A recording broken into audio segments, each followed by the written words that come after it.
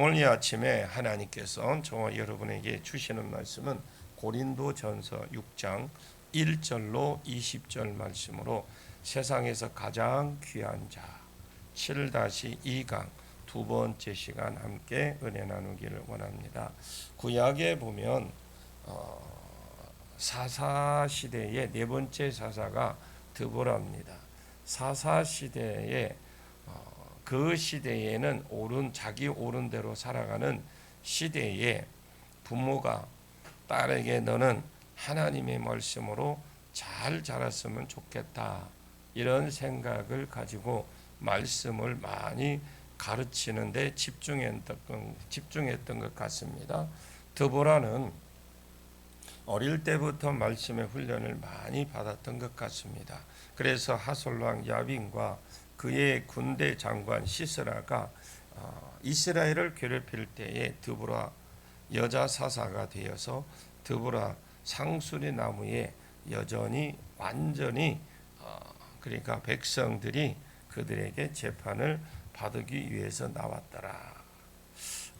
그래서 성경적 사고가 있으니까 성경적 사상이 있으니까 성도들이 그때에 이스라엘은 국가가 교회니까 성경적 사고가 있고 있으니까 성도들이 조선 팔도에서 12지파가 다 드보라에게 말씀으로 재판을 받기 위해서 나오더라.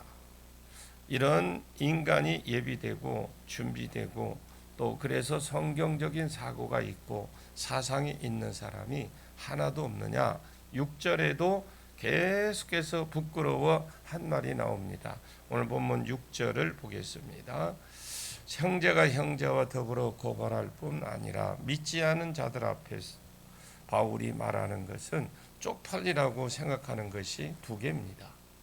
하나는 형제와 형제 더불어 재판하느냐. 그러면 또 너와 내가 어떻게 형제냐. 어떻게 보면 성경적 기준 잣대가 없는 사람하고는 말할 가치가 없다라는 겁니다. 당신 하나님의 무엇이라고 부르느냐. 미지의 신이여 이렇게 불러서 기도하느냐. 밥을 먹을 때 식기도는 하느냐. 그냥 눈만 지그시 감고 불공 들이듯이 손만 지그시 모으고 그렇게 하느냐. 오늘날도 그런 사람 많습니다. 심지어 직분자들이 가다 보면 이게 직분자들 심지어 목사님들도 먹는 것이 급해가지고 잊고 막 할 때도 있어요. 그렇다고 해서 지옥 가는 건 아니지만 그것이 그리 급한지는 모르겠지만 지금 바울이 묻는 겁니다. 식기도는 하냐. 우리가 하나님을 아버지라고 합니다. 나는 하나님을 아버지라고 합니다. 그래서 믿는 사람들은 형제라고 하고 자매라고 합니다.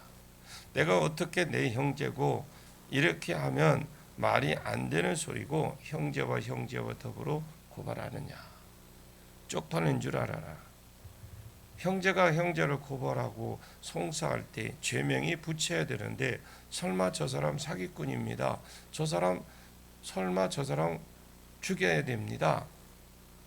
그래서 형제가 형제와 더불어 송사를 하느냐. 100번 양보해서 형제가 형제와 더불어 송사를 한다 해도 안 믿는 세상에 가서 하느냐. 교회법을 적용해서 1대1로 가서 권면하고 안 되거든. 증인 2-3사람을 세우고 안 되거든. 교회에 세우고 교회도 말 안 듣거든. 그때 이방인과 세리같이 여기고 성경 잣대를 가지고 이 기준을 적용도 못 시키느냐. 왜 세상에 가서 불신자에게 가느냐. 그러면서 7절을 봅니다. 너희가 피차 고발함으로 너희 가운데 이미 뚜렷한 허물이 있나니 차라리 불의를 당하는 것이 낫지 아니하며 차라리 속이는 것이 낫지 아니하냐. 이 성도가 교회에 가서 재판을 받는 것 자체가 왜 부끄러운 일이냐. 교회가 세상에 가서 재판을 받는 것은 인정하는 거거든요. 무엇을 인정하느냐. 우리는 당신들보다 못한 존재입니다. 우리는 당신들보다 열등한 존재입니다. 우리는 당신들의 도움이 없으면 이 일을 해결할 수 없습니다. 이런 패배의 의미를 인정하는 겁니다. 바울은 이렇게 보았습니다. 그럼 세상 뒤에 사단이 역사를 합니다. 앞으로 교회에서 생기는 모든 사건들이 있을 때마다 세상이 교회를 주관하려고 할 것이고, 교회는 세상법에 가서 재판을 받으려고 할 겁니다. 이것이 이것이 의미하는 것이, 이것을 의미하는 건 딱 한 가지겠죠. 우리는 당신들보다 못하다. 열등한 존재다. 모자라는 존재다. 그래서 당신들의 도움이 없으면 어떤 일을 해결할 수도 없는, 또 어떤 일을 헤쳐나갈 수 없는 사람들이다. 이것을 스스로 인정하고 스스로 이것을 세상 재판을 받는 것이다. 바울이 그걸 지적합니다. 우리는 그냥 가서 재판을 받는 것인데 이렇게 생각할 수 있습니다. 또 이렇게 또 생각할 겁니다. 우리는 그냥 가서 재판 받는 거야. 그런데 바울은 여기서 말하는 종말론 관점에서 지금 세상을 본다는 겁니다. 너희가 어떤 사람들인데, 너희가 세상을 심판할 사람이다. 너희가 타락한 천사를 심판할 사람들이다. 장차 천사를 심판할 사람이 너희가 심판할 대상자 앞에 가서 내가 당신보다 열등하다고 스스로 이 문제를 해결해 달라고, 풀어 달라고, 나는 당신들 재판 없으면 못 사는 자라고 스스로 인정하는 자리로 들어가느냐. 이것이 하나님 보이기에 쪽팔리는 일이지 이것이 정당한 일이냐. 그러면서 뒤에 한 말이 차라리 그냥 불의를 당해라. 무슨 불의를 당할지 모르겠지만 차라리 불의를 당하고, 그것이 사기꾼에게 속는 말이면 차라리 세상에 가서 재판을 받아야 차라리 속아라. 그냥 쪽팔린 짓 그만하고, 아니면 어디를 가든지 교회를 가든지. 8절 봅니다. 너희가 불의를 행하고 속이는구나. 그는 너희를 그는 형제보다. 한번 8절 한번 다시 한번 보겠습니다. 8절 시작. 너희는 불의를 행하고 속이는구나. 그는 너희 형제로들. 근데 이게 쪽팔리거나 말거나 교회가 열등하다는 것을 드러내는 거나 말하거나 불의를 행하고 속이려고 하지 마라. 차라리 불의를 당하고 속든지 아니면 교회를 가라. 교회 가서 해결해라. 여러분, 종말론적인 관점에서 있기를 축복하고요. 그 관점에서 살아가는 저와 여러분이 되기를 축복합니다. 두 번째는 9절부터는 이것이 어디서 시작이 되고 어디서 끝나는지 애매해요. 9절부터는. 그런데 우리가 보기에 이제는 재판 문제는 끝났어요. 둘째 문제로 넘어갑니다. 무슨 음행 문제로 넘어가죠. 왜냐, 7장은 결혼, 이혼 이런 것입니다. 이것도 사실 음행 문제의 연장선상인데 음행 문제로 다시 넘어간다고 보셔야 되는데, 음행 문제를 다루면서 바울이 대전제로 까는 것이 하나 있죠. 그것이 9절입니다. 9절 볼까요? 불의한 자가 하나님 나라를 유업을 받지 못하는 줄 알지 못하느냐. 미혹을 받지 마라. 음행하는 자나 우상 숭배하는 자나 간음하는 자나 탐색하는 자나 남색하는 자나. 자, 바울이 깐 대전제는 음행 문제를 다루면서 불의한 자는 불의가 각종 죄다라고 했어요. 히브리어는 아라라는 말과 의라는 말이 합성어입니다.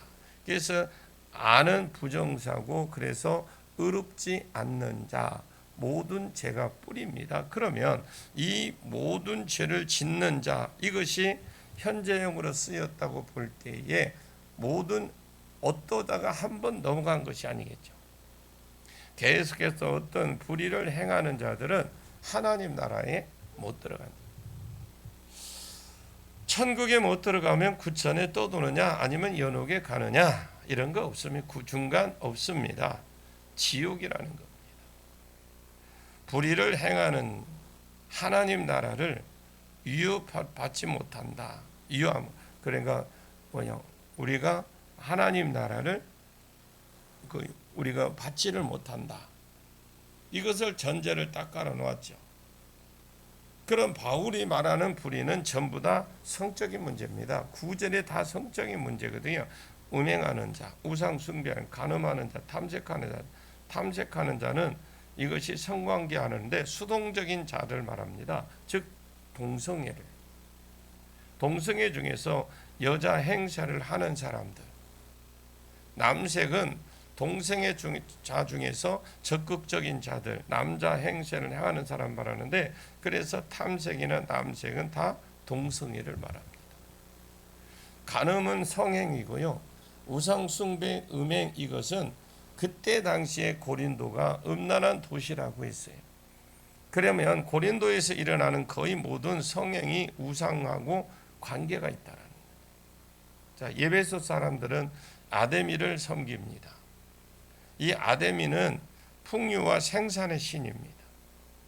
이 여자가 풍류를 주고 그 여자가 다산해 준다고 해서 젖이 12개인 여자입니다.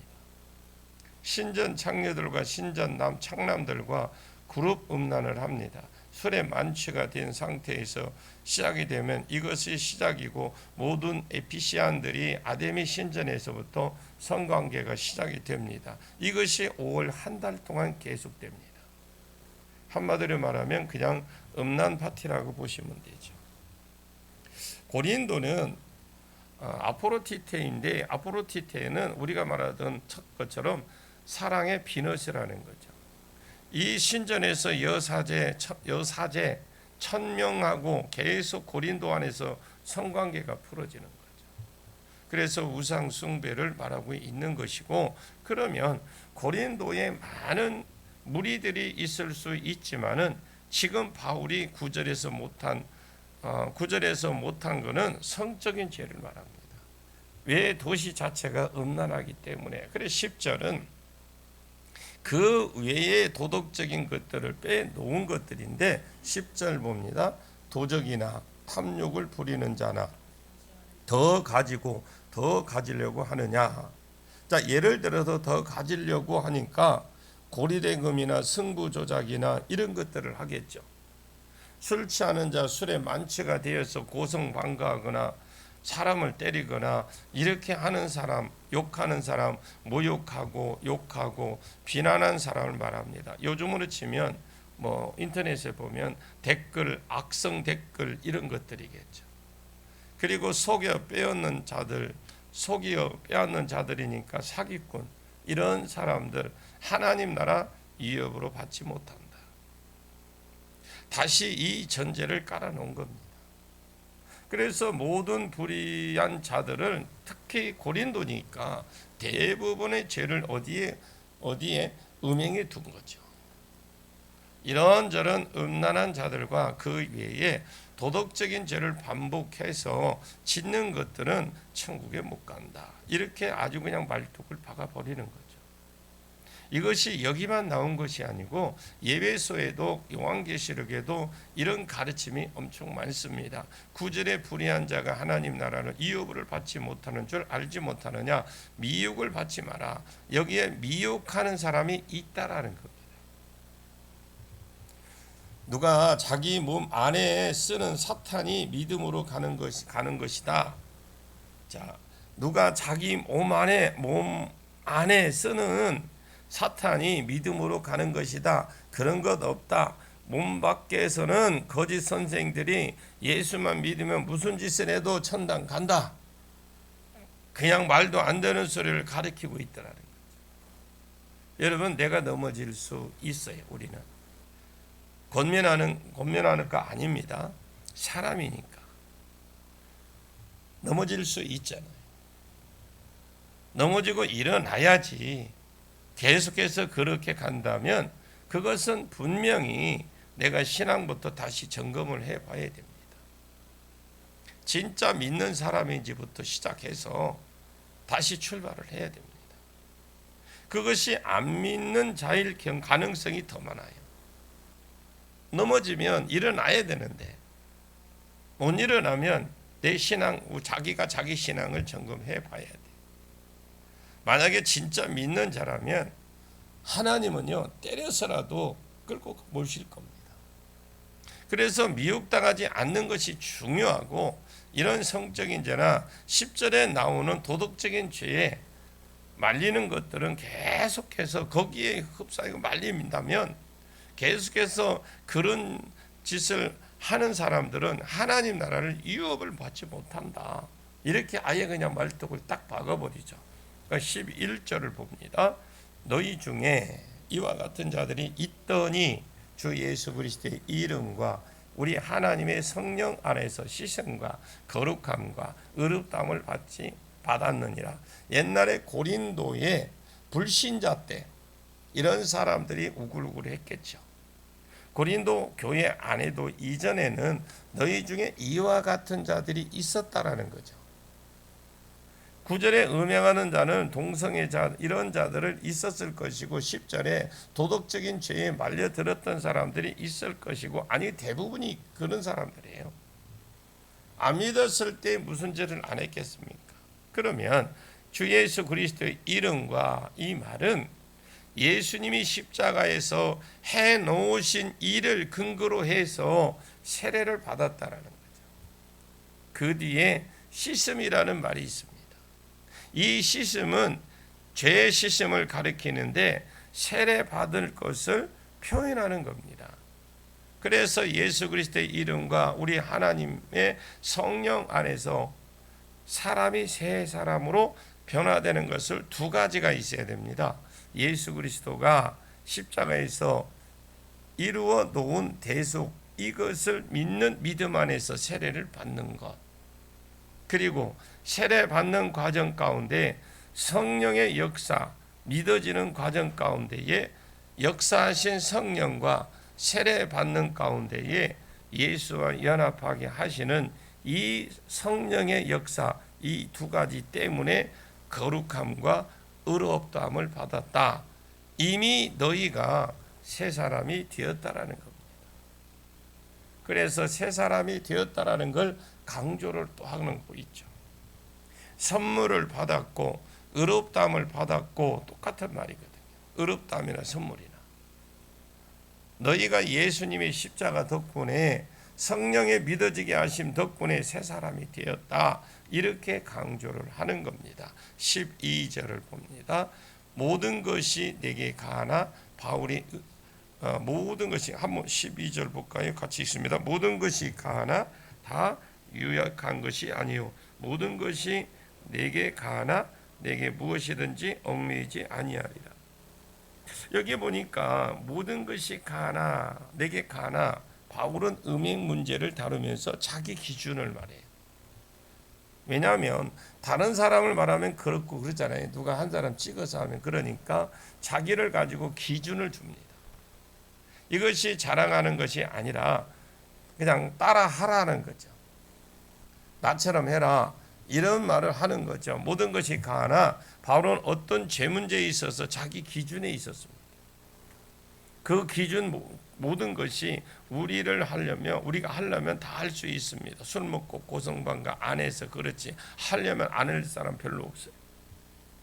그러나 유익한 것은 아니다.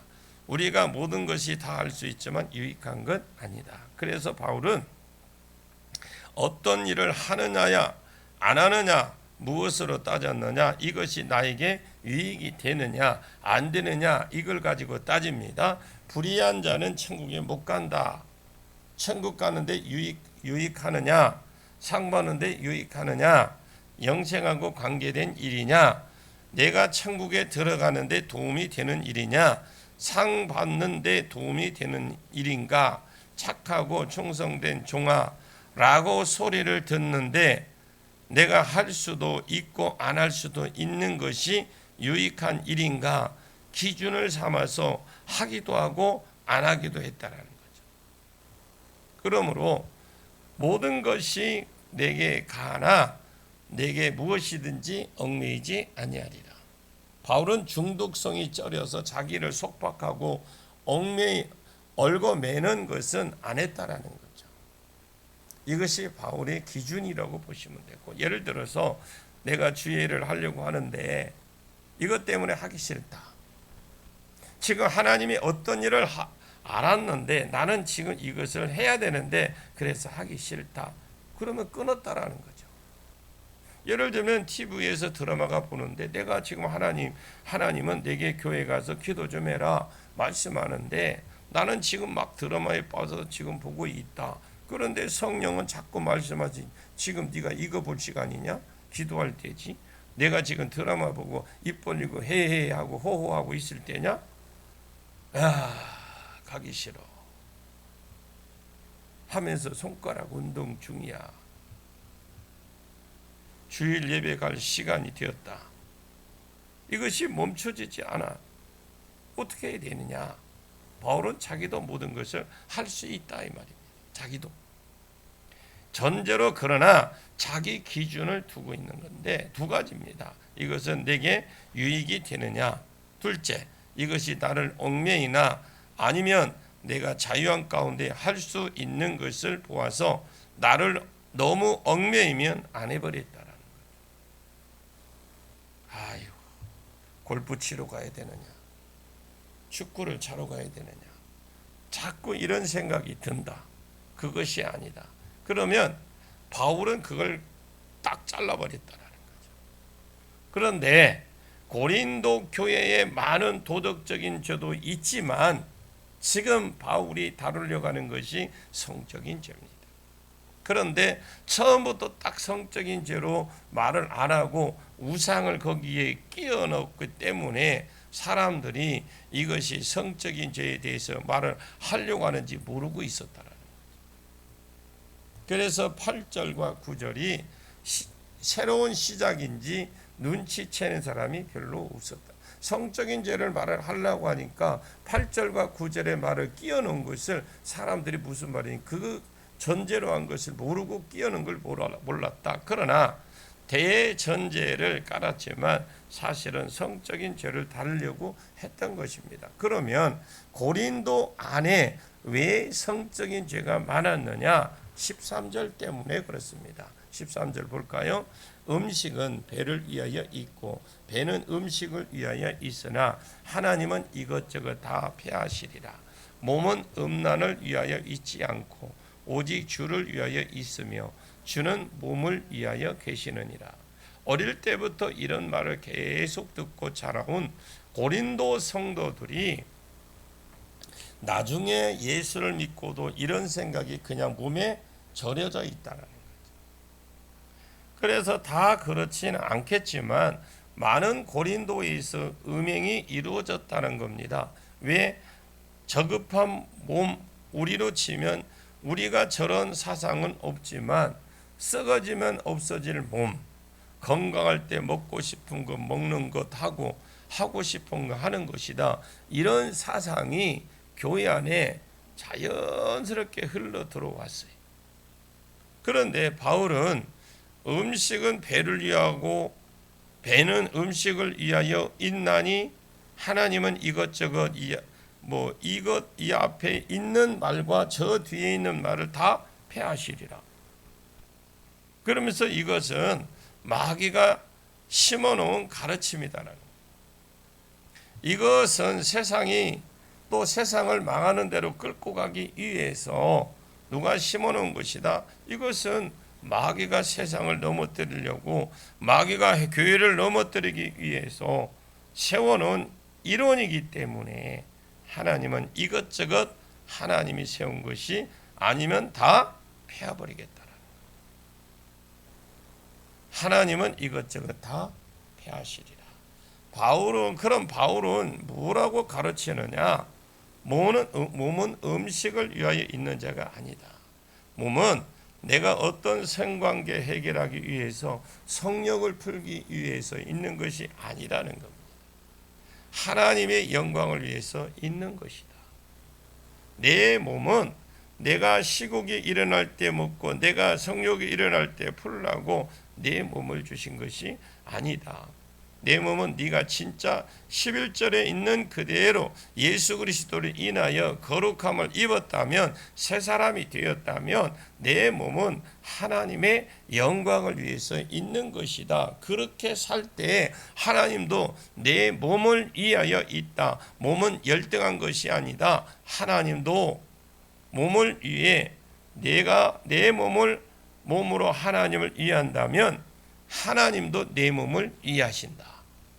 그래서 몸은 열등하다, 자체가 속은 것이라는 거죠. 그러면 하나님은 어떻게 우리의 몸을 위하시느냐? 맨 끝에 보면 우리의 몸을 위한다라고 되어 있어요. 우리 몸도 하나님의 영광을 위해서 있는 것이고, 우리가 하나님의 영광을 위해서 몸을 드리면 하나님도 우리의 몸을 위하심을 믿으십시오. 그러면 어떻게 위하시느냐? 이게 14절부터인데 14절은 다음 시간에 하도록 하겠습니다. 기도하겠습니다. 참으로 고마우신 아버지 하나님, 은혜를 진심으로 감사를 드립니다.